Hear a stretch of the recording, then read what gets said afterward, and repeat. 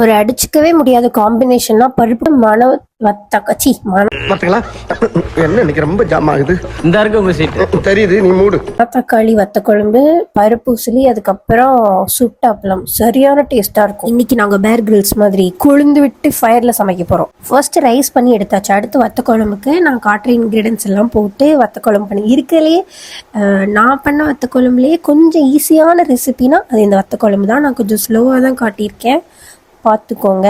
அதாவது இந்த வத்த குழம்பு என்னமோ கொஞ்சம் சீக்கிரமா பண்ணிட்டேன் அந்த அடுப்புன்றதுனால. ஆனா இதனால வந்த ஒரு பின்விளைவு இருக்கே, நான் சமைச்சு முடிச்சதுக்கு அப்புறமும் என் கண்ணுல இருந்து தண்ணி வருதுன்னா பார்த்துக்கோங்க. டேஸ்ட்ன்றதுனால கிடையாது, அதுல வர புகைனால. இதுல கொஞ்சம் ரைஸ் வாட்டர் ஸ்லரி ஆட் பண்ணிக்கோங்க, அந்த திக்னஸ்க்காக மட்டும். நீங்க பண்ணி நல்லா வந்துருச்சு அண்ணன், எங்கேயும் போல இங்கே தான் இருக்கேன், அதனால கமெண்ட் செக்ஷன் சொல்லிட்டு போங்க. ஓகே, வத்த குழம்பு ரெசிபி முடிஞ்சிச்சு. இப்போ பருப்பு உசிலி. கையில் என்னெல்லாம் பருப்பு கிடைக்குதோ எல்லா பருப்பையும் எடுத்து ஊற வச்சுக்கோங்க. அதில் கொஞ்சம் சில்லி, ரெட் சில்லி போட்டு ஊற வச்சுக்கோங்க.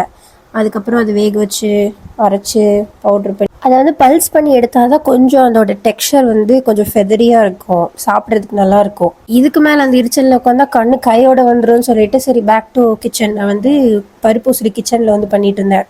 அதாவது இதில் ஹைலைட்டான விஷயம் என்னன்னா, ஒருத்தனை வீடியோ ஆரம்பிக்கிறதுக்கு முன்னாடி பீன்ஸ் வாங்கிட்டு கொடுன்னு சொன்னேன். ஆனால் அவன் முடிக்கிறதுக்கு முன்னாடி இந்தாங்க அப்படின்னு கொடுக்குறான்.